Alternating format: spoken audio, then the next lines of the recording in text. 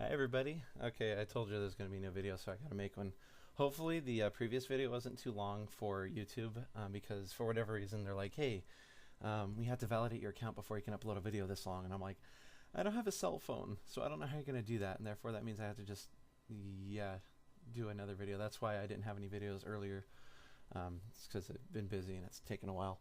So I promised you guys this time I was going to actually show you, the parts for my computer at least, this summer I'm going to be cleaning this guy out just as a annual cleaning. But I'll at least show you what I have in here, and then I'll post a link to PC Part Picker for both my current rig and my my previous rig. Sorry, that this one kind of replaced, and it was about the same price, I think. So, all right, we're starting out with an X99 chipset motherboard. And I got an X99 chipset motherboard, not because I got an enthusiast grade i7, but because I actually got my hands on a Xeon. And it wasn't a brand new Xeon, it was actually an engineering sample that I found online. It was specifically an E5-2658 V3, which is a 12-core Xeon with hyperthreading, of course. So I have 12 physical cores, 24 logical cores. And the only reason why I have that much power is actually because I run something called World Community Grid. Which is kind of under IBM, and it's a cancer research client. Otherwise, I wouldn't need more than 2 cores. I'd probably be looking at something from KB Lake or something, but this is actually, yeah. But X99 chipset motherboard from Gigabyte. It's the X99UD 3P, which I'll include a link to the part on PC Part Picker. Very solid board. It's not the cheapest X99 chipset motherboard, and I kind of wish it wasn't at the time, because there's one other one that had a blue and black theme, which is just something I really like. But at the same time, this one actually does have an LED strip on the board itself that lights up. It can just pulse, it can sit there and just be on, or it can actually go to whatever music you happen to be playing at the same time. Very colorful board. To cool the processor, this was actually my previous rig, which actually had an i7-4790K. It was overclocked to the usual 4.7.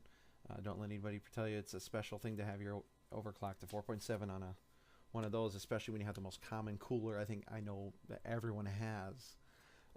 This keeps temperatures anywhere from looks like 44 to 52 degrees between all 12 of my cores.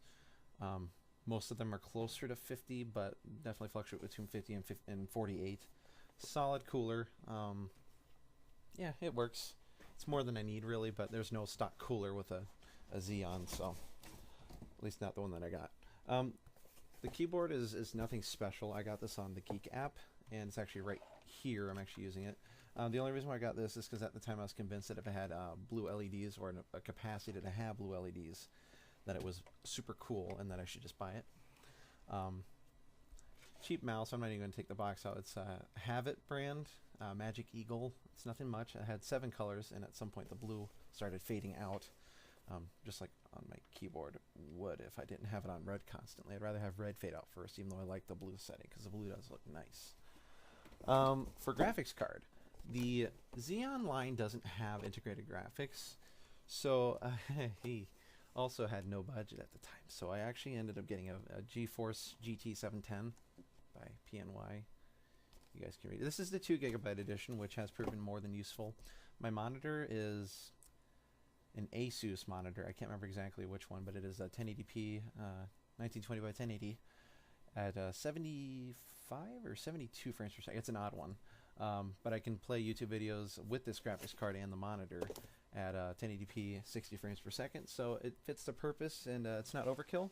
Also, the TDP is very low for it, so my 500 watt EVGA power supply shouldn't bite the dirt anytime soon. My workload, it looks like it's 268 watts, sorry, at any given time. So it should last a while. It's actually an EVGA 500 watt power supply. I think I didn't tell you what the wattage was. Sorry. These headphones are actually by Koshin each. I like them only because they light up, and that was just something I really liked. And again, it was one of those like noob type moments, but they're actually pretty good headphones considering. Yeah, they have nice features. You can turn on a bass boost, you can turn it off, turn them up, turn it down. They're loud headphones too, that's why I like in combination with the integrated sound on my board. It's a very good experience overall. It's not like I'm getting, you know, Sennheiser quality or Audio-Technica quality, but it's all right. And my case is actually a Rosewill Challenger S. It's a mid-tower case, which, if, oh dear, there it is. Which basically means I forget what the measurements are. Also, I'm using my headphones for this because if I turn away, you can still hear me. It's just over 20 inches long, like just barely. About 9 inches wide and just under 17 inches tall. Tall. So it's not as big as what I need or any bigger. It's as big as what I need, no bigger. I'll even include a link to the computer that I'm planning on building this summer. It's really just going to be a modification of this because and I'll include another link to another computer that I want to build and reuse out of parts from this. I'm going to be rebuilding this one and using those parts to build another computer. That's the best way to put it. Yeah, just kind of a neat thing to show you guys. Again, I'll show you the terrible cable management when I get the chance. Also, this is my headphone stand. I'll show you guys my desk and again everything else probably this summer when I've either decided to clean my computer out or decided to, what was I going to do? Oh yes, rebuild my computer, which means I'll be cleaning this one out anyway. So yeah, I know this wasn't the most interesting of vlogs or videos if you're just randomly stumbling across this. I'd appreciate it if you would subscribe because there's definitely more fun stuff to come this summer. This is definitely the downtime in Iowa. There's not much to do, but in summer there's always a lot to do. Winter, no. Summer, yes. At least not my friend set or availability with work. So, but yeah. Yeah, updates to come. Honestly, I'm going to try to keep this one video a week thing, two if necessary. I'll keep you on any emergency updates, even if it's just a small entry. Yeah, go ahead and like the video if you liked it, because that's what you do if you like it. And if you didn't, go ahead and give it a thumbs down. Tell me why. Either way, please subscribe and become a stalker today.